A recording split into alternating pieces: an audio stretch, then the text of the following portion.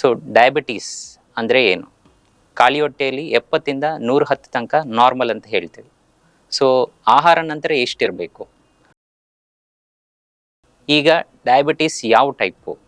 ತುಂಬ ಜನಕ್ಕೆ ಡೌಟ್ ಇರುತ್ತೆ, ನಮಗೆ ಯಾವ ಟೈಪ್ ಇದೆ ಡಾಕ್ಟರ್.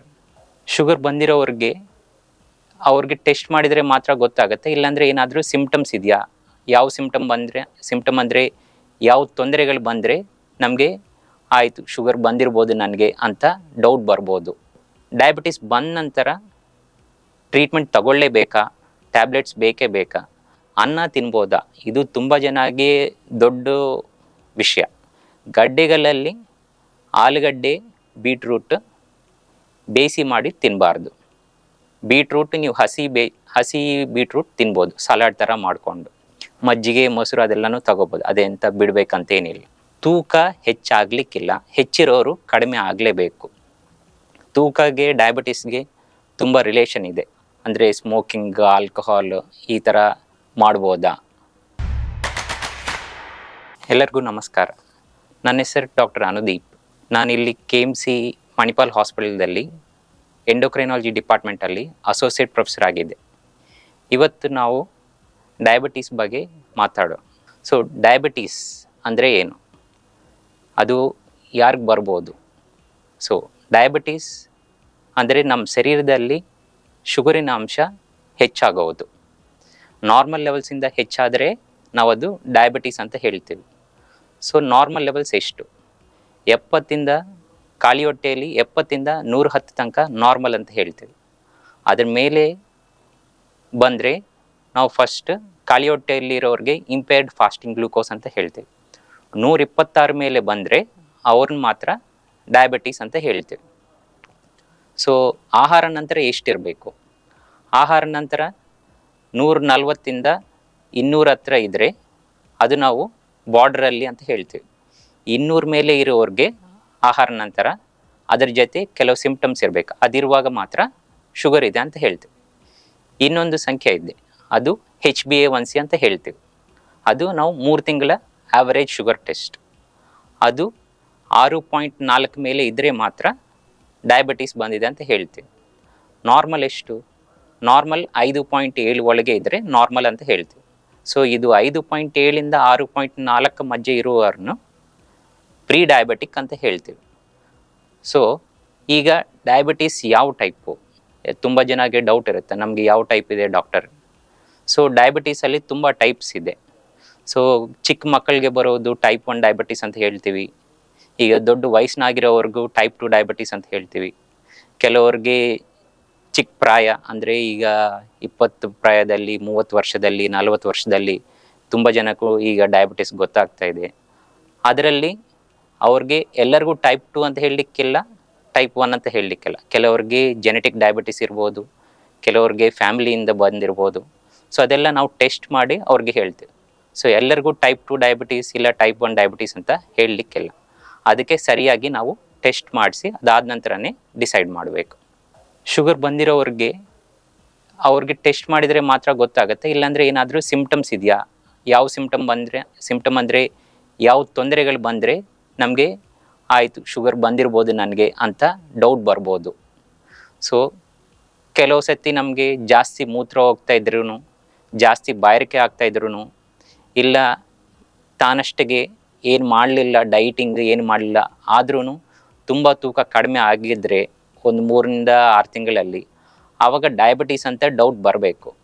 ಮತ್ತು ನಮ್ಮ ಫ್ಯಾಮಿಲಿಯಲ್ಲಿ ಯಾರಾದರೂ ಡಯಾಬಿಟೀಸ್ ಇದ್ದರೆ ನೀವು ಚಿಕ್ಕ ಪ್ರಾಯದಿಂದ ಸ್ಕ್ರೀನಿಂಗ್ ಮಾಡ್ಕೋಬೇಕು. ಈ ಥರ ನಮಗೇನಾದ್ರು ಡಯಾಬಿಟೀಸ್ ಇದೆಯಾ ಅಂತ 40 ವರ್ಷದಿಂದನೇ ಸ್ಕ್ರೀನಿಂಗ್ ಮಾಡ್ಕೋಬೇಕು. ಸೊ ಡಯಾಬಿಟೀಸ್ ಅಂತ ಹೇಳಲಿಕ್ಕೆ ನಮಗೆ ಒಂದು ಇದು ಸಿಂಪ್ಟಮ್ಸ್ ಅಂತ ಹೇಳ್ತೀವಿ, ಅಂದರೆ ತೊಂದರೆಗಳು. ಇನ್ನೊಂದು ಲ್ಯಾಬ್ ವ್ಯಾಲ್ಯೂಸ್ ಅಂದರೆ ಬ್ಲಡ್ ಟೆಸ್ಟ್ ಮಾಡಿ ಅದರಿಂದ ಗೊತ್ತಾಗಬೇಕು. ಸೊ ಡಯಾಬಿಟೀಸ್ ಬಂದ ನಂತರ ಟ್ರೀಟ್ಮೆಂಟ್ ತಗೊಳ್ಳೇಬೇಕಾ, ಟ್ಯಾಬ್ಲೆಟ್ಸ್ ಬೇಕೇ ಬೇಕಾ? ಅದು ಡಯಾಬಿಟೀಸ್ ಎಷ್ಟು ಸಿವಿಯರ್ ಆಗಿದೆ ಅಂತ ನೋಡಿ ನಾವು ಅವ್ರಿಗೆ ಟ್ಯಾಬ್ಲೆಟ್ಸ್ ಬೇಕಾಗತ್ತೆ ಇಲ್ಲ ಅಂತ ಹೇಳ್ತೀವಿ. ಬಟ್ ಎಲ್ಲರಿಗೂ ಯಾರಿಗೆ ಡಯಾಬಿಟೀಸ್ ಬಂದರೆ ಅವರೆಲ್ಲರೂ ಆಹಾರ ಪತ್ತೆ ಮತ್ತು ವ್ಯಾಯಾಮ ಖಂಡಿತ ಮಾಡಲೇಬೇಕು. ಅದು ಡಯಾಬಿಟಿಸ್ ಟ್ಯಾಬ್ಲೆಟ್ಸ್ ತಗೊಳ್ತಾ ಇದ್ರೂ ಇಲ್ಲದಾದ್ರೂ. ಯಾಕಂದರೆ ನಾವು ಕೊಡೋ ಟ್ಯಾಬ್ಲೆಟ್ಸ್ ಅದು ಅರ್ಧ ಮಾತ್ರನೇ ನಿಮಗೆ ಸಹಾಯ. ಬಾಕಿ ಅರ್ಧ ನಿಮ್ಮ ಕೈಯಲ್ಲಿದೆ. ಸೊ ನೀವು ಆಹಾರ ಪತ್ತೆ ಮತ್ತು ಎಕ್ಸಸೈಸ್ ಅಂದರೆ ವ್ಯಾಯಾಮ ದಿವಸ ಮಾಡಬೇಕು. ಆಹಾರ ಅಂದರೆ ನಾವೆಲ್ಲ ತಿನ್ನೋದು ಬಿಡಬೇಕಾ? ಇಲ್ಲ. ಬರೀ ಸಿಹಿ ಅಂಶ ಯಾವ ರೂಪದಲ್ಲಿ ತಗೊಳ್ಳಿಕ್ಕಿಲ್ಲ. ಅದು ಸಕ್ಕರೆ ಆಗಲಿ, ಬೆಲ್ಲ ಆಗಲಿ, ಜೇನುತುಪ್ಪ ಆಗಲಿ ಯಾವುದಿದ್ರೂ ತಿನ್ನಲಿಕ್ಕಿಲ್ಲ. ಮತ್ತು ನಮಗೆ ಇದು ಹೊರಗೆ ಸಿಗುವ ಇದು ಇನ್ಸ್ಟೆಂಟ್ ಫುಡ್ಸ್ ಅಂದರೆ ಬಿಸ್ಕೆಟ್ಗಳು, ಇನ್ಸ್ಟೆಂಟ್ ನೂಡಲ್ಸ್, ಇನ್ಸ್ಟೆಂಟಾಗಿ ಮಾಡ್ಕೊಳ್ಳೋ ಪದಾರ್ಥಗಳು ಯಾವುದೂ ತಗೊಳ್ಳಿಕ್ಕಿಲ್ಲ. ಬೇಕರಿ ಐಟಮ್ಸ್ ತಿನ್ನಬಾರದು. ಮತ್ತು ಜ್ಯೂಸ್ಗಳು ಕುಡಿಲಿಕ್ಕಿಲ್ಲ. ಅದು ಮನೆಯಲ್ಲಿ ಮಾಡಿದ ಆದ್ರೂ ಹೊರಗಿಂದ ಸಿಗೋ ಆದ್ರೂ. ಸೊ ಬಟ್ ಅನ್ನ ತಿನ್ಬೋದಾ? ಇದು ತುಂಬ ಜನಕ್ಕೆ ದೊಡ್ಡ ವಿಷಯ. ಅನ್ನ ತಿನ್ನಬೇಕಾ ತಿನ್ನಬಾರ್ದಾ? ಶುಗರ್ ಬಂದರೆ ಅನ್ನ ಪೂರ್ತಿ ಬಿಡಲೇಬೇಕಾ? ಇಲ್ಲ, ಹಾಗೆಂತಿಲ್ಲ. ಶುಗರ್ ಬಂದರೆ ಅನ್ನ ತಿನ್ಬೋದು, ಬಟ್ ಮುಂಚೆ ತಗೊಳ್ತಿರೋ ಅಷ್ಟು ಪ್ರಮಾಣ ತಿನ್ನಲಿಕ್ಕಿಲ್ಲ. ನಾವು ಪ್ರಮಾಣ ನೋಡ್ಕೊಂಡು ತಿನ್ನಬೇಕು. ಸೊ ಡಯಾಬಿಟೀಸ್ ಬಂದರೆ ನಾವೆಲ್ಲ ತಿಂದು ಬಿಡೋದು ಎಲ್ಲ ಪೂರ್ತಿ ಕಡಿಮೆ ಮಾಡಿದರೆ ಅವ್ರಿಗೆ ತುಂಬ ಸುಸ್ತಾಗತ್ತೆ. ಆಲ್ರೆಡಿ ಡಯಾಬಿಟೀಸ್ ಕಾಯಿಲೆಯಿಂದ ಸುಸ್ತಿರುತ್ತೆ. ಸೊ ಅವರು ಆಹಾರನೂ ಕಡಿಮೆ ಮಾಡಿದರೆ ಸುಸ್ತಿನೂ ಜಾಸ್ತಿ ಆಗುತ್ತೆ. ಸೊ ಆಹಾರದಲ್ಲಿ ನಾವು ಪ್ರಮಾಣ ಕಂಟ್ರೋಲ್ ಮಾಡ್ಕೋಬೇಕು. ಸೊ ಅದಕ್ಕೆ ಅನ್ನ ತಿನ್ಬೋದು, ಬಟ್ ತರಕಾರಿ ಸೊಪ್ಪುಗಳು ಅದು ಚೆನ್ನಾಗಿ ತಿನ್ನಬೇಕು. ನಾವು ತಿಂತಾ ಇರೋ ಆಹಾರದಲ್ಲಿ ಬ್ಯಾಲೆನ್ಸ್ಡ್ ಡೈಟ್ ಫಾಲೋ ಮಾಡಬೇಕು. ಬ್ಯಾಲೆನ್ಸ್ಡ್ ಡೈಟ್ ಅಂದರೆ ಅದರಲ್ಲಿ ಕಾರ್ಬೋಹೈಡ್ರೇಟ್, ಪ್ರೋಟೀನ್, ಫ್ಯಾಟ್ ಅಂತ 3 ಪ್ರಮಾಣ ಇರುತ್ತೆ.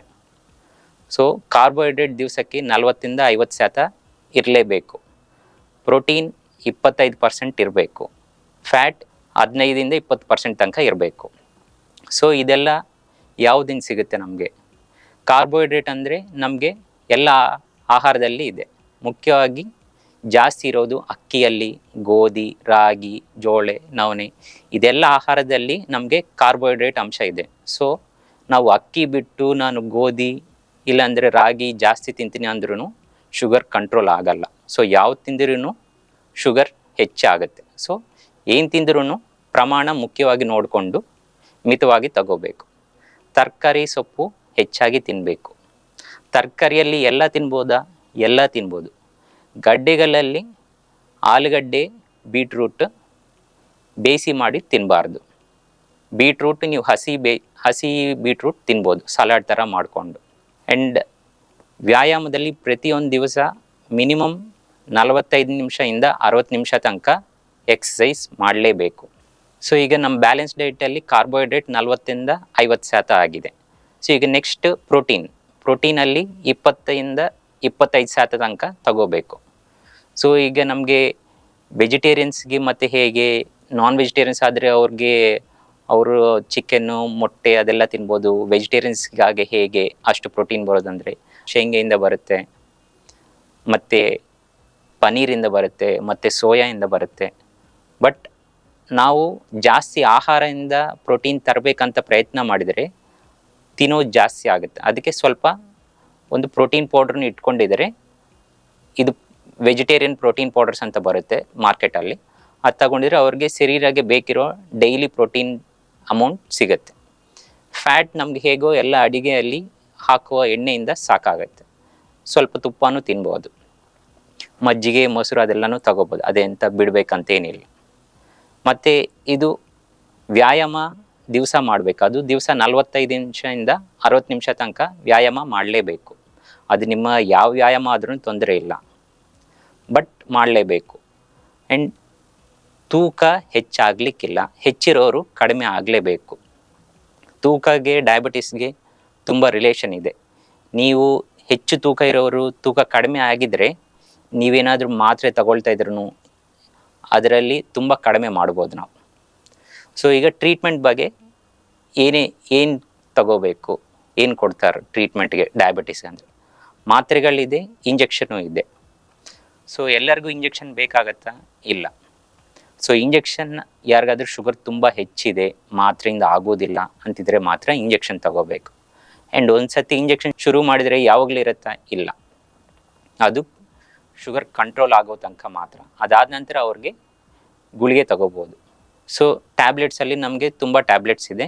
ಅದು ಅವ್ರ ಲೆವೆಲ್ಸ್ ನೋಡಿ ಅದರ ಪ್ರಕಾರ ನಾವು ಯಾವ ಟ್ಯಾಬ್ಲೆಟ್ ಬೇಕೋ ಆ ಟ್ಯಾಬ್ಲೆಟ್ ಅವ್ರಿಗೆ ಹಾಕ್ತೇವೆ. ಮತ್ತು ಯಾಕೆ ಡಯಾಬಿಟೀಸ್ ಇಷ್ಟು ಇಂಪಾರ್ಟೆಂಟ್ ಅಂದರೆ ನಮಗೆ ಮುಂಚೆ ಒಂದು 10 ವರ್ಷ ಮುಂಚೆ ನಮ್ಮ ದೇಶದಲ್ಲಿ ಡಯಾಬಿಟೀಸ್ 1 ಕೋಟಿ ಜನಕ್ಕೆ 2 ಕೋಟಿ ಜನಕ್ಕೆ ಮಾತ್ರ ಇದೆ. ಈಗ ಅದು 8 ಕೋಟಿ ಜನಕ್ಕೆ ಇದೆ. ಆ್ಯಂಡ್ ನಾವು ಡಯಾಬಿಟೀಸ್ ಕ್ಯಾಪಿಟಲ್ ಆಗಿ ಬರ್ತಾ ಇದ್ವಿ. ಸೊ ಅದಕ್ಕೆ ಡಯಾಬಿಟೀಸ್ ಬಗ್ಗೆ ಎಷ್ಟು ಜನ ಗೊತ್ತಾದರೆ ಅಷ್ಟು ಬೆಟ್ರ್. ಸೊ ದಟ್ ನಾವು prevention is better then cure ಅಂತ ಹೇಳ್ತೀವಿ. ಅಂದರೆ ಕಾಯಿಲೆ ಬರೋ ಮೊದಲೇ ಅದು ಸ್ಟಾಪ್ ಮಾಡಿದರೆ ಟ್ರೀಟ್ಮೆಂಟೇ ಬೇಕಾಗಿಲ್ಲ. ಸೊ ಅದಕ್ಕೆ ಡಯಾಬಿಟೀಸ್ ಇಷ್ಟು ಇಂಪಾರ್ಟೆಂಟ್. ಆ್ಯಂಡ್ ಟ್ರೀಟ್ಮೆಂಟ್ ತಗೊಳ್ಳೋದು ಯಾಕೆ ಅಂದರೆ ಡಯಾಬಿಟೀಸ್ನ ಕ್ಯೂರ್ ಮಾಡಲಿಕ್ಕಾಗಲ್ಲ, ಬಟ್ ಡಯಾಬಿಟೀಸಿಂದ ಬರುವ ಕಾಂಪ್ಲಿಕೇಶನ್ಸ್, ಡಯಾಬಿಟೀಸಿಂದ ನಮ್ಮ ಶರೀರದಲ್ಲಿ ಎಲ್ಲ ಆರ್ಗನ್ಸ್ ಅಂದರೆ ಹಾರ್ಟಿಗೆ, ಲಂಗ್ಸ್ಗೆ, ಕಿಡ್ನಿಗೆ, ಕಣ್ಣಿಗೆ, ನರಗೆ ಎಲ್ಲದಕ್ಕೂ ಅಫೆಕ್ಟ್ ಆಗುತ್ತೆ. ಸೊ ಅದು ನಮಗೆ ಬರಬಾರ್ದಂತ ನಾವು ಡಯಾಬಿಟೀಸ್ಗೆ ಟ್ರೀಟ್ಮೆಂಟ್ ತಗೋಬೇಕು. ಇಲ್ಲಾಂತಿದ್ರೆ ನಮ್ಮ ಹಾರ್ಟಿಗೆ, ನರಗೆ ಎಲ್ಲದಕ್ಕೂ ಎಫೆಕ್ಟ್ ಬರುತ್ತೆ. ಅದರಿಂದ ತುಂಬ ತೊಂದರೆ ಆಗುತ್ತೆ ಮತ್ತು ಟ್ಯಾಬ್ಲೆಟ್ಸು ಹೆಚ್ಚಾಗುತ್ತೆ. ಸೊ ಡಯಾಬಿಟೀಸ್ಗೆ ಟ್ಯಾಬ್ಲೆಟ್ಸು, ಬೇರೆ ಕಾಂಪ್ಲಿಕೇಶನ್ಗೆ ಟ್ಯಾಬ್ಲೆಟ್ಸು ಎಲ್ಲದಿಂದ ನಮಗೆ ಫೈನಾನ್ಷಿಯಲಿನೂ ಟ್ರಬಲ್ಸ್ ಬರುತ್ತೆ, ಹಣನೂ ಜಾಸ್ತಿ ಆಗುತ್ತೆ. ಸೊ ನಮಗೆ ಇದು ಯಾವುದು ಬರಬಾರ್ದಂತ ಮುಂಚೆನೇ ನಾವು ಇದಕ್ಕೆ ಕರೆಕ್ಟಾಗಿ ಟ್ರೀಟ್ಮೆಂಟ್ ತಗೋಬೇಕು. ಸೊ ಡಯಾಬಿಟೀಸ್ ಈಗ ನಮ್ಮ ಪ್ರೆಸೆಂಟ್ ಜನ್ರೇಷನಲ್ಲಿ, ಈಗ ಫ್ಯೂಚರಲ್ಲಿನೂ ಡಯಾಬಿಟೀಸ್ ರೆಮಿಷನ್ ಅಂತ ಒಂದು ಮಾತು ಕೇಳ್ತಾ ಇರ್ತೀವಿ. ಅಂದರೆ ಡಯಾಬಿಟೀಸ್ ಪೂರ್ತಿ ಹೋಗುತ್ತಾ, ಏನಾದರೂ ನಮಗೆ ಈ ಥರ ಆಯುರ್ವೇದ ಈ ಥರ ಯಾವ ಆಯುರ್ವೇದದಿಂದನೂ ಡಯಾಬಿಟೀಸ್ ಹೋಗೋದಿಲ್ಲ. ಬಟ್ ಡಯಾಬಿಟೀಸ್ ಕಂಟ್ರೋಲ್ ಮಾಡ್ಕೋಬೋದು, ಅದು ನಿಮ್ಮ ಆಹಾರ ಮಾತ್ರನೇ ಸಾಕು. ಸೊ ಡಯಾಬಿಟೀಸ್ ಪೂರ್ತಿ ಹೋಗಲ್ಲ ಅವಾಗನು, ಬಟ್ ಒಂದು 10 ವರ್ಷ 20 ವರ್ಷ ಎಷ್ಟು ವರ್ಷ ಬೇಕಿದ್ರೂ ನೀವು ಆಹಾರ ವ್ಯಾಯಾಮ ಕರೆಕ್ಟಾಗಿ ಫಾಲೋ ಮಾಡಿದರೆ ಒಳ್ಳೆಯಾಗಿ ಡಯಾಬಿಟೀಸ್ ಟ್ಯಾಬ್ಲೆಟ್ಸ್ ಬಿಟ್ಟೆ ನೀವು ಕಂಟ್ರೋಲಲ್ಲಿ ಇಟ್ಕೋಬೋದು. ಅದಕ್ಕೆ ಬೇರೆ ಎಂತನೂ ಮಾಡಬೇಕಂತ ಇಲ್ಲ. ಸೊ ಈಗ ಡಯಾಬಿಟೀಸ್ ಇರೋರು ಬೇರೆ ಅಭ್ಯಾಸ ಅಂದರೆ ಸ್ಮೋಕಿಂಗ್, ಆಲ್ಕೋಹಾಲ್ ಈ ಥರ ಮಾಡಿದರೆ ಮಾಡ್ಬೋದಾ? ಯಾವ ಥರ ಹ್ಯಾಬಿಟ್ಸ್ ಇರಲಿಕ್ಕಿಲ್ಲ.